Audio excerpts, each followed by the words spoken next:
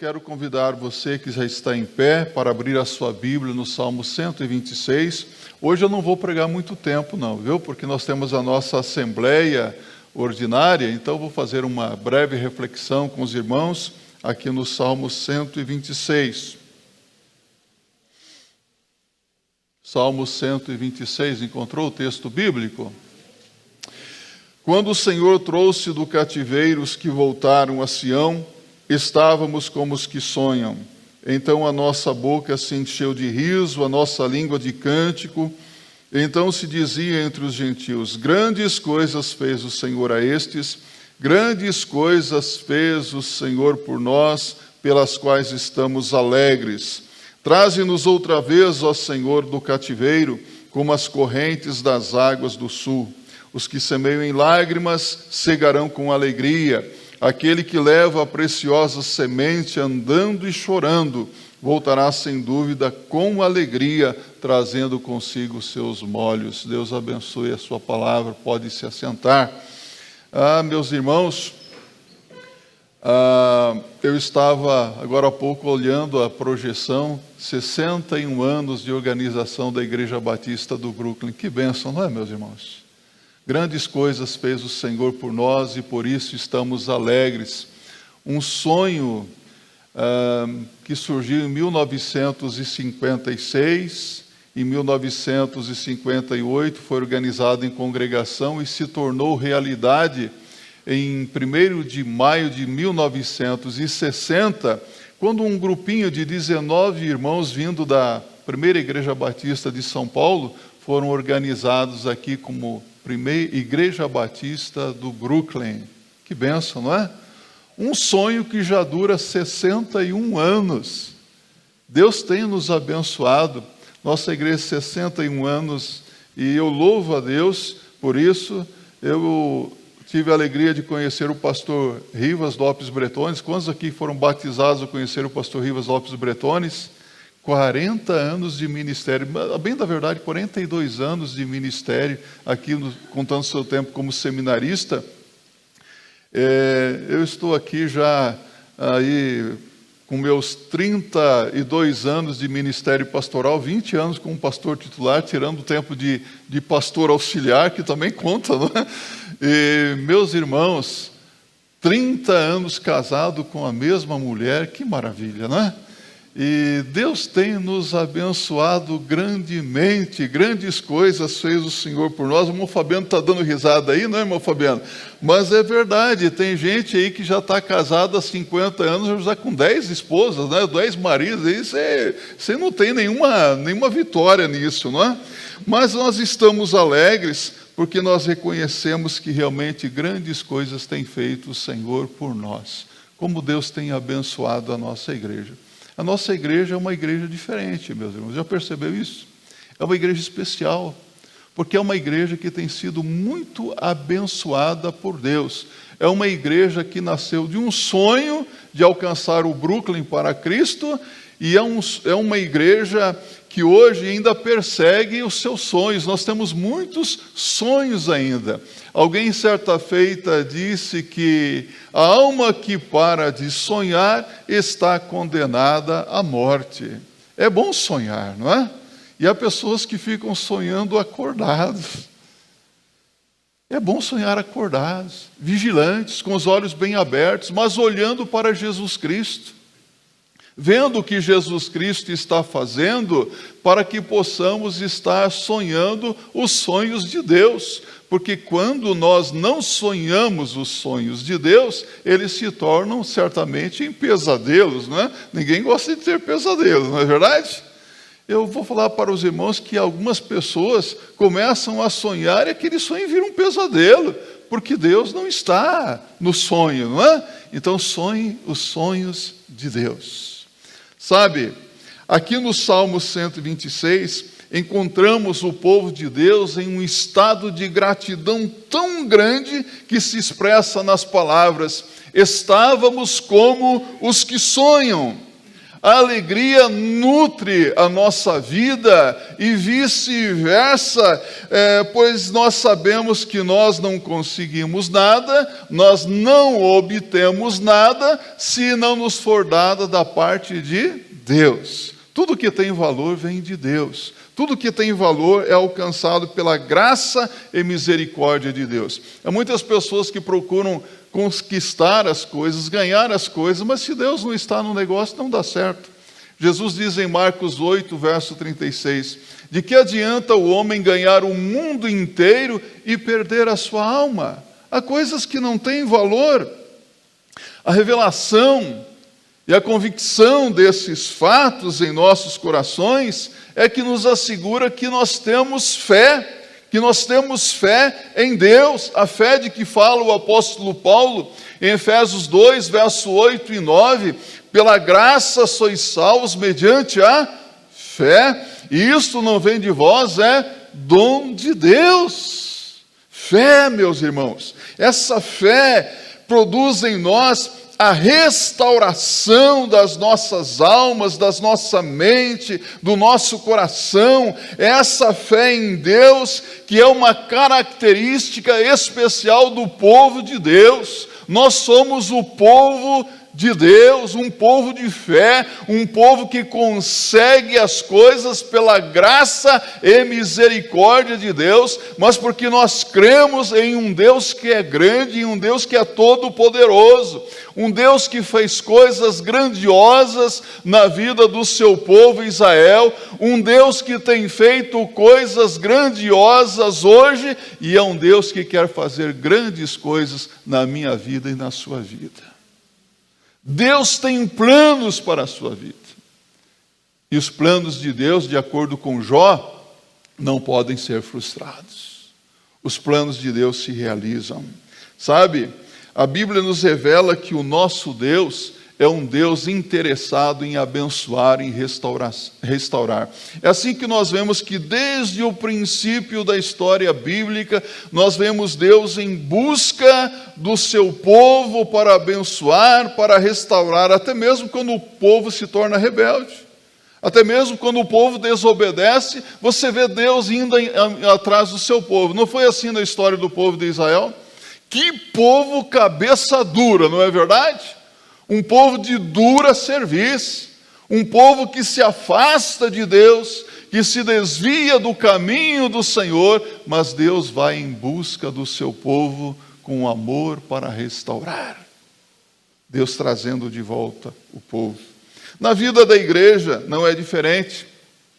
Aprendemos desde o início da nossa carreira cristã que é o Senhor quem nos limpa, é o Senhor quem nos liberta do jugo do pecado, é o Senhor quem transforma o pecador, é o Senhor quem nos guarda, quem nos fortalece, é o Senhor quem nos encoraja, é o Senhor quem nos anima diante das lutas desta vida.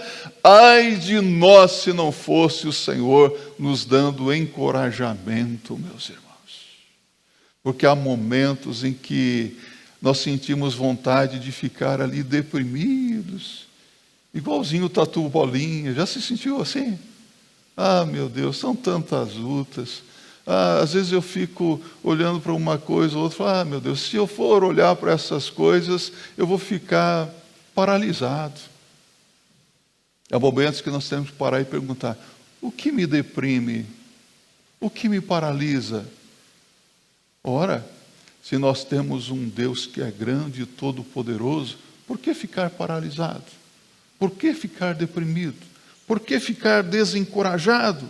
O problema, meus irmãos, é que com o passar do tempo, nós convivemos tanto com esse Deus que age poderosamente, que restaura, que perdoa, que transforma, que nós vamos nos acostumando com essas coisas boas de Deus.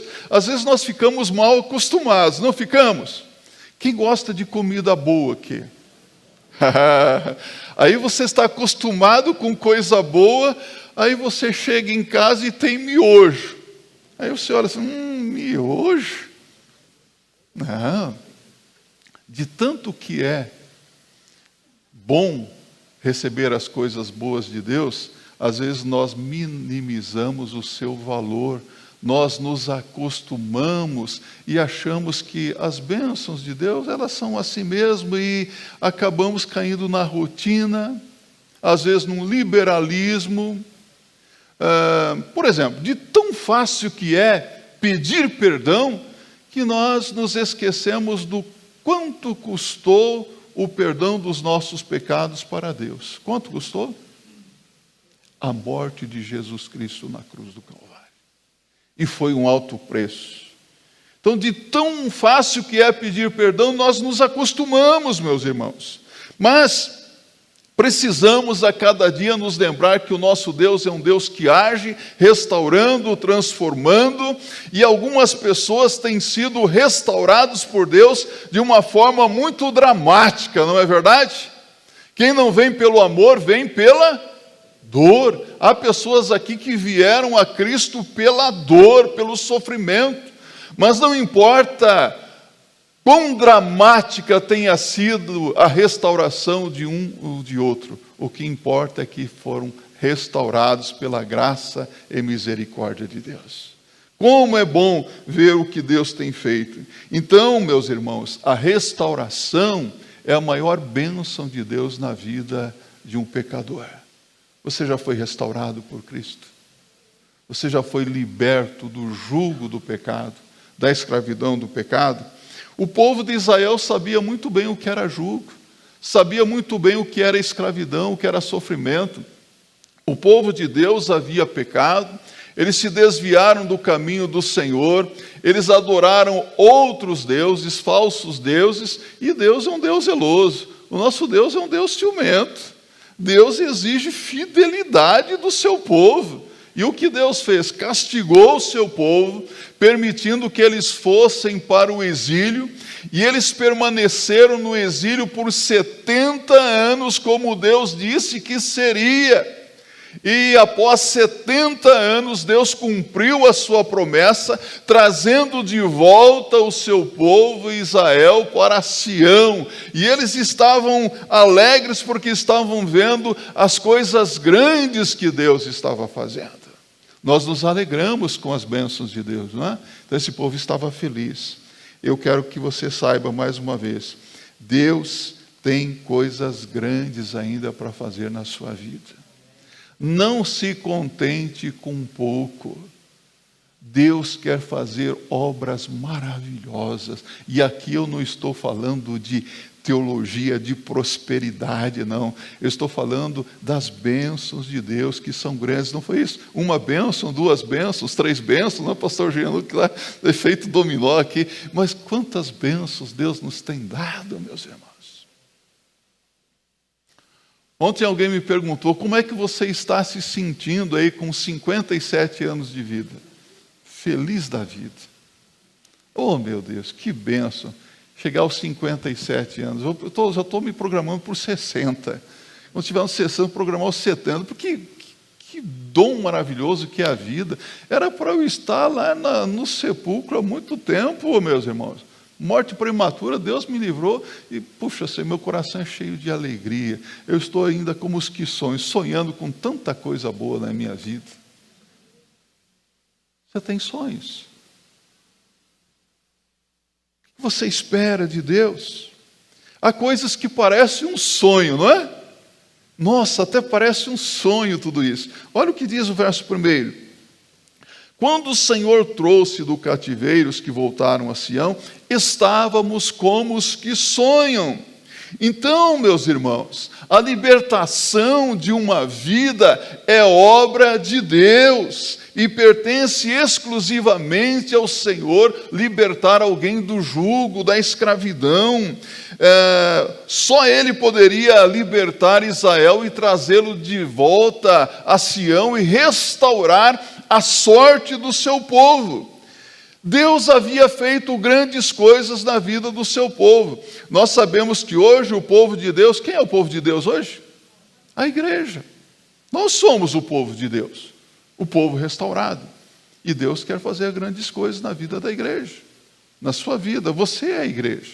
Você é membro do corpo de Cristo, que é a igreja.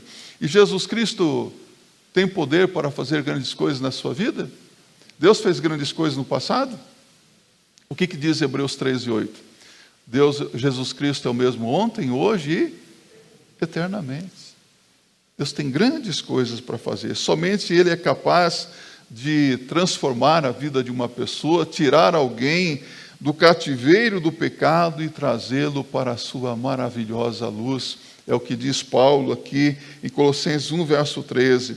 Ele nos libertou do império das trevas e nos transportou para o reino do seu Filho, no qual temos a remissão dos pecados.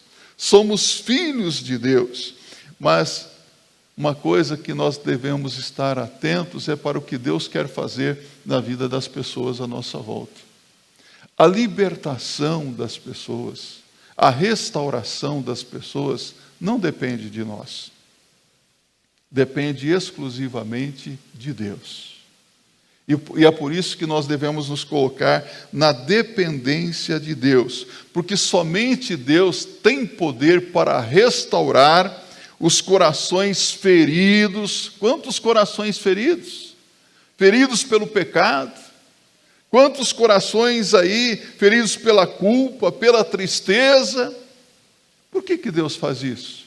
Por que Deus restaura? Por que Deus liberta? Porque Deus tem planos para a vida de cada pessoa. Deus tem algo maravilhoso para fazer na vida de cada um, na vida de todas as pessoas que você conhece. Deus não salva uns aqui e outros ali, porque Ele só quer salvar alguns. Deus quer salvar todos os homens. Não é da vontade de Deus que ninguém se perca, mas que todos cheguem ao conhecimento da verdade, se arrependam e sejam salvos. Deus não destina uns para o céu e outros para o inferno, como ensinam alguns. Deus deseja que todos sejam salvos. Todos, meus irmãos. Mas, sem Deus, não há possibilidade de que alguém seja salvo. Sem Cristo não há salvação. No momento, há muitas pessoas que estão perdidas sem Cristo, sem esperança, sem salvação. Há muitas pessoas que estão desviadas do caminho do Senhor. Conhece alguém que está precisando da restauração de Deus? Que um dia esteve firme nos caminhos do Senhor, mas foi atraído, engodado pelo mundo, por Satanás, e hoje está perdido? E eu tenho para mim que muitas lágrimas estão sendo derramadas diante de Deus por essas pessoas. E é necessário que assim seja realmente. Precisamos orar e orar pelos perdidos, orar pelos que estão desviados do caminho do Senhor, porque só Deus pode trazê-los de volta. Assim como Deus trouxe aqueles que estavam cativos, aqueles que estavam exilados, só Deus pode libertar aqueles que estão cativos pelo pecado. Então devemos orar. Orar e orar muito. Tem orado pelos perdidos. Tem orado pelos membros da sua família. Todos dentro da sua casa já são salvos. Os seus vizinhos, os seus amigos, os seus parentes. Quantos que estão cativos? E eu quero dizer para você, nós podemos estar dentro da casa de Deus, precisando também dessa restauração de Deus. Há pessoas que estão aqui dentro, e que lugar maravilhoso, não é para Deus nos trazer, para nos tratar, para nos restaurar. Pode ser que você esteja aqui dentro hoje, você gosta de estar aqui, de ouvir a palavra de Deus, de cantar louvores, de estar com o povo de Deus, mas pode ser que você esteja precisando de restauração. Restauração espiritual. E Deus trouxe você aqui porque esse é o lugar da restauração. Mas é preciso estar atento ao que Deus está fazendo. Se não buscarmos a restauração de Deus em diferentes áreas da nossa vida, sabe o que vai acontecer? Você pode até pensar nas áreas da sua vida, elas irão se deteriorando cada vez mais. E isso vai nos levar a um afastamento de Deus, a um distanciamento de Deus. E quando nós vamos nos afastando de Deus, nós podemos nos tornar reféns voluntários do pecado. Isso é muito perigoso, não é? Pense um pouquinho. Às vezes são pecados, relacionamentos, família, igreja. Quais são as áreas da sua vida que precisa de uma restauração de Deus? Esteja atento a isso. O apóstolo Paulo tinha essa conscientização, tanto que em Filipenses 3, verso 12, você pode abrir a sua Bíblia? Quero ler alguns textos ainda com você nesta manhã. Paulo diz assim, ó: não que eu o tenha já recebido ou tenha obtido a perfeição, mas prossigo para conquistar aquilo para o que também fui conquistado por Cristo Jesus. Olha só, Paulo, ele estava perseguindo aquilo porque foi conquistado por Cristo Jesus. Então Paulo tinha essa conscientização que Deus pode restaurar por completo. Amém? Ele pode restaurar por completo a sua vida. Então, nesse aspecto, meus irmãos, o povo de Deus é um povo abençoado. Repita comigo. O povo de Deus é um povo abençoado. Você é abençoado. E o que está abençoado não pode ser amaldiçoado, não é isso? É o que aprendemos na palavra de Deus? Então, se somos abençoados por Deus, nós devemos nos tornar também instrumento de bênção na vida das pessoas. Somos abençoados e precisamos ser abençoadores também. Abençoai aqueles que vos... abençoai os vossos... complicou o negócio. Somos perdoados e nós também devemos ser perdoadores daqueles que nos têm ofendido. Meus irmãos, como que isso é difícil, não é? Somos libertos? Jesus já libertou você? Então nós devemos ser instrumentos nas mãos de Deus para ajudar aqueles que ainda são escravos do pecado. Ajudar aqueles que precisam ser libertos. De graça recebestes, de graça dai. Mateus 10, verso 8. Vamos dizer juntos? De graça recebestes, de graça dai. Deus faz grandes coisas porque Ele é grande. Olha aqui no verso 4, no verso de 1 a 3, diz: quando o Senhor trouxe do cativeiro os que voltaram a Sião, estávamos como os que sonham. Então a nossa boca se encheu de riso e a nossa língua de cântico. Então se dizia entre os gentios: grandes coisas fez o Senhor a estes. Grandes coisas fez o Senhor por nós, pelas quais estamos alegres. O nosso Deus é um Deus grande, é grande em poder, é grande em perdão, é grande em salvar, não é verdade? Esse é o nosso Deus. Ele opera grandes livramentos e Ele recomenda para nós em Jeremias 33, 3. Vamos dizer juntos? Clama a mim e responder-te-ei, e anunciar-te-ei coisas grandes e ocultas que ainda não sabes. Clama a mim. Deus tem coisas grandes, coisas que você não sabe, que Ele quer revelar para você. Segundo o Salmo 137, o exílio foi um tempo de lágrimas e de sofrimento. Diz no verso 1: às margens dos rios de Babilônia nos assentávamos e chorávamos, nos lembrando de Sião. Mas o que é que Deus faz agora com esse povo que se sentou e chorou? Ele traz alegria. De acordo com Isaías 61, Deus traz o óleo de alegria e não de pranto para a vida do seu povo. É tempo de alegria. Olha para o ano passado, quanta tristeza, quanto sofrimento. Muitos não podiam estar aqui e Deus trouxe você de volta, amém? Agora não é tempo de chorar, de lamentar, é tempo de alegria. Estamos vivendo um tempo de restauração, até mesmo na vida do povo de Deus hoje.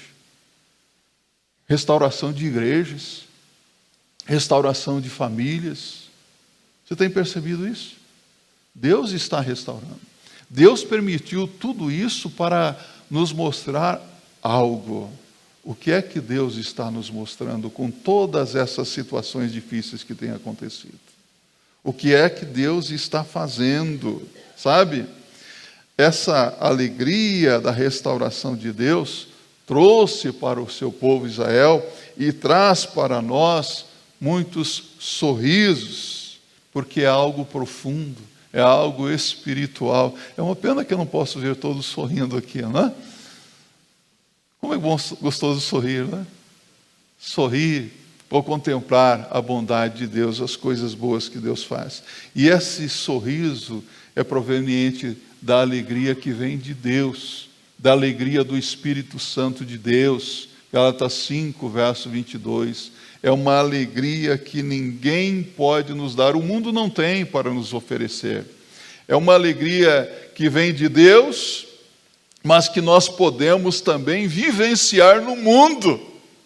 Podemos contemplar essa alegria na vida do povo de Deus, mesmo vivendo num mundo de tantas lutas, de tantas dificuldades. É impressionante, às vezes as pessoas olham para o crente, acham que o crente é um indivíduo chato, não é? Ele olha para você e fala, você é crente, não pode, não pode, não pode, não pode, não pode. Não é isso? Sabe qual é a imagem que eu tinha do crente? Era mais ou menos assim, um indivíduo de guarda-chuva, galocha, capa de chuva, num dia de sol. Que indivíduo chato, não é? É impressionante como que as pessoas que não nos conhecem, de repente elas olham para você, olham para mim, olham para o povo de Deus e descobrem que nós somos um povo alegre. Nós somos um povo feliz. E elas ficam impressionadas. Nossa, vocês são um povo alegre. De onde é que vem toda essa alegria? De onde que vem toda essa paz? Essa felicidade? Nós sabemos o motivo da nossa alegria, não sabemos? Nós sabemos o que acontece na nossa vida. Quando Deus restaura as nossas vidas, recebemos essa alegria que provém dele mesmo. Sabe? É uma grande alegria, como diz no verso 4.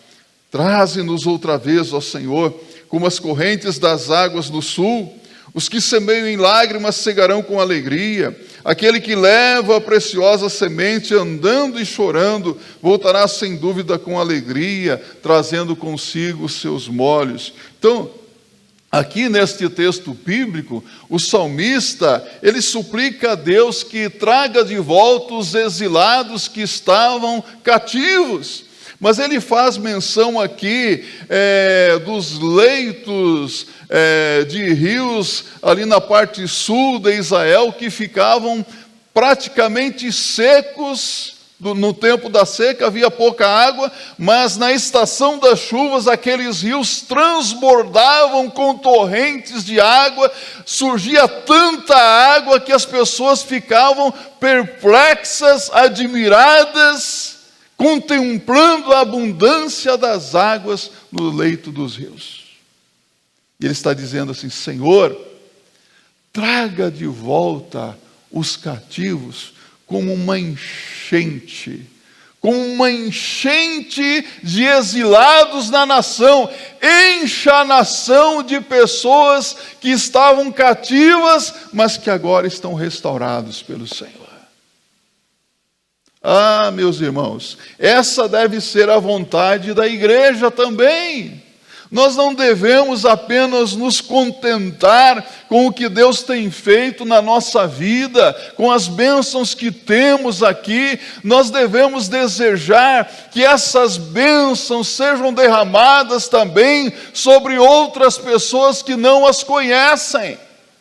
Porque há muitas pessoas que hoje estão sofrendo, acorrentadas, cativas nas mãos do inimigo, não é verdade?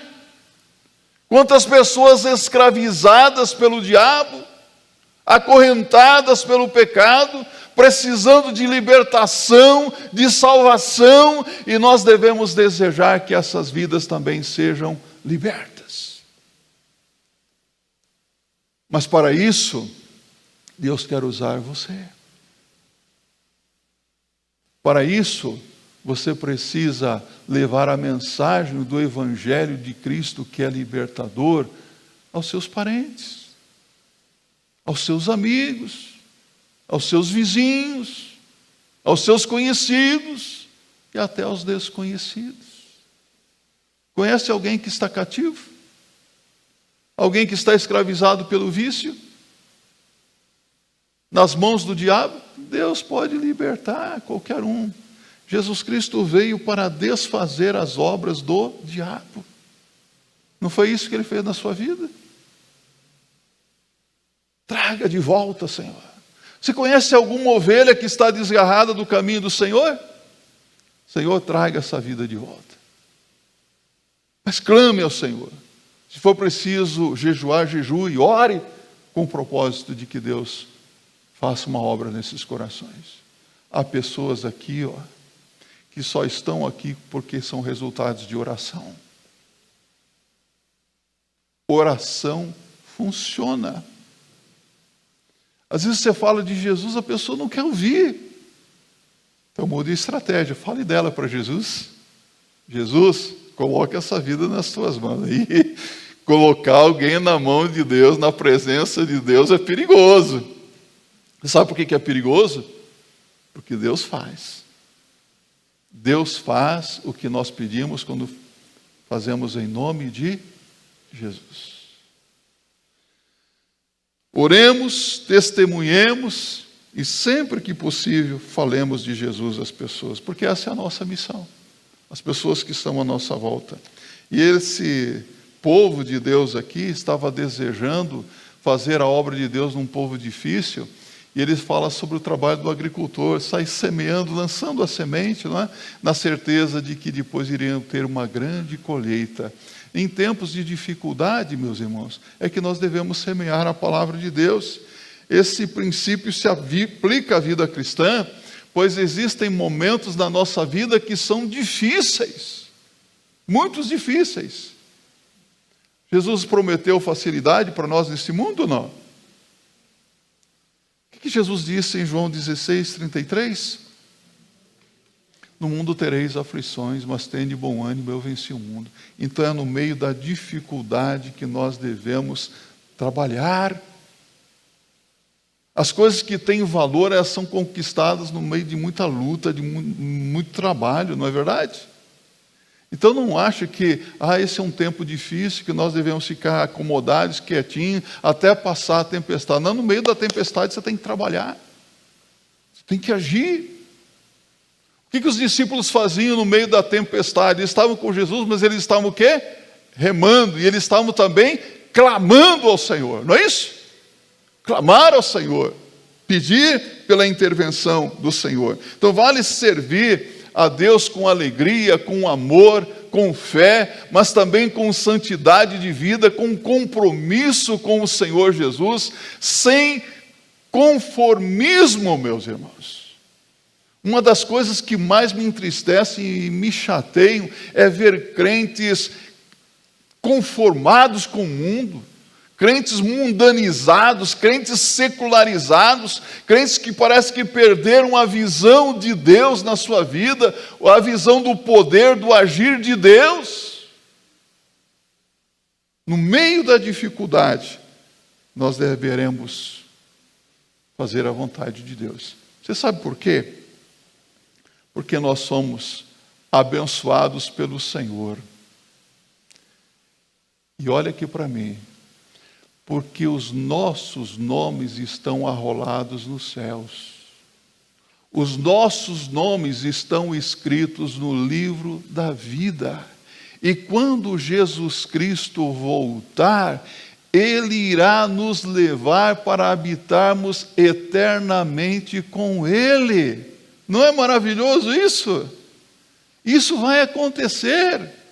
Então temos essa certeza. Então o povo restaurado, ele tem essa convicção: com júbilo ceifarão. Vamos aproveitar o tempo, porque vai ser glória para nós. Vai ser bênçãos e mais bênçãos para nós. Mas vamos fazer a obra que Deus requer que façamos. Então não podemos deixar que o mundo influencie a nossa vida, os nossos lares.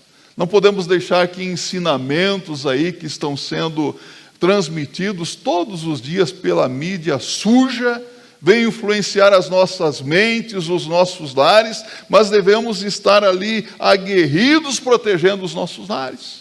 as nossas mentes. Porque nós somos um povo de Deus, sem perder a alegria.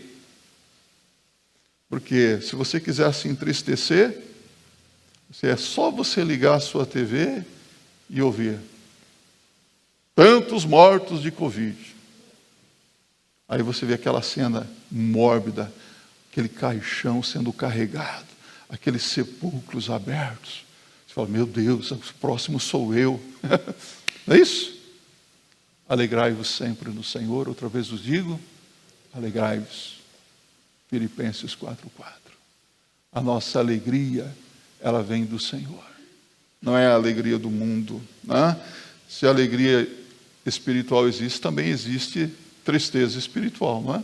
E essa tristeza espiritual na vida de muitas pessoas tem sido causada pelo pecado na vida. O que é que diz Efésios 4:30? Não entristeçais o Espírito Santo, com o qual estáis selados para o dia da vossa redenção. Vamos dizer juntos?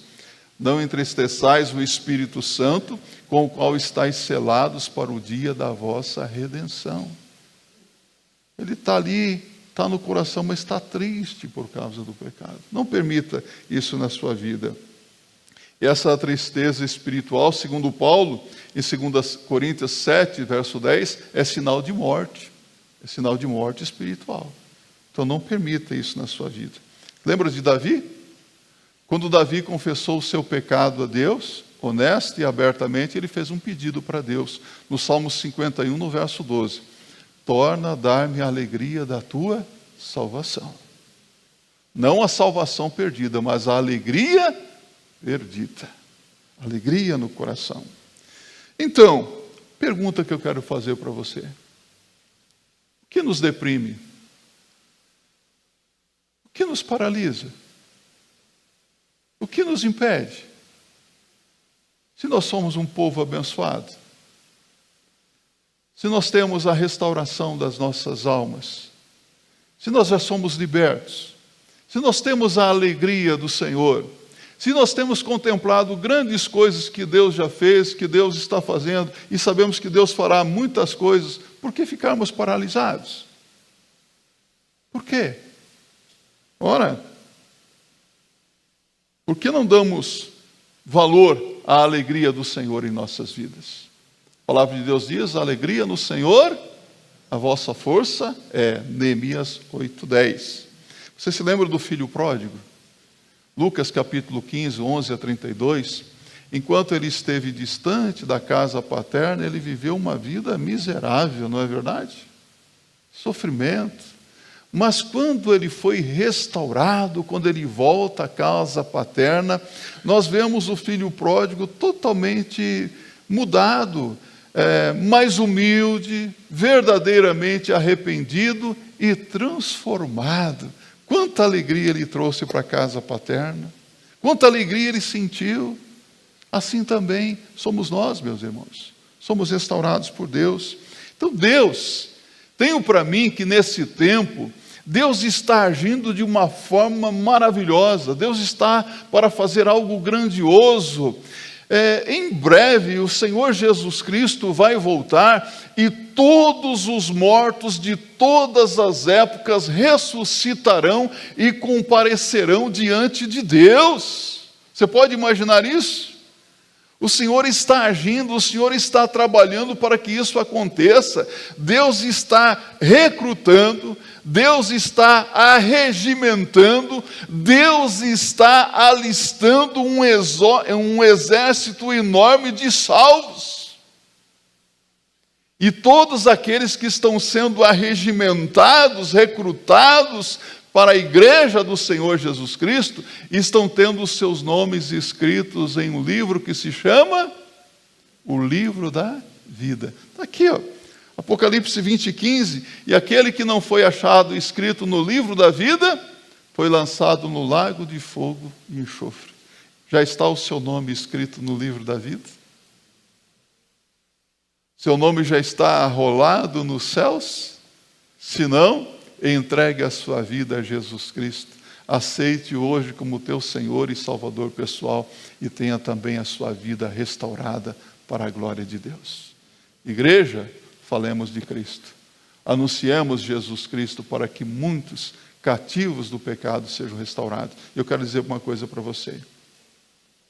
Às vezes nós olhamos para a triste condição de alguém e falamos como fala o mundo. Bem feito. Quem mandou fazer isso? Não sejamos tão críticos com aqueles que estão no exílio do pecado. Oremos por eles. Supliquemos para que Deus restaure a vida deles. Para que Deus os liberte do jugo da escravidão do pecado. Que assim seja para a glória de Deus. Amém?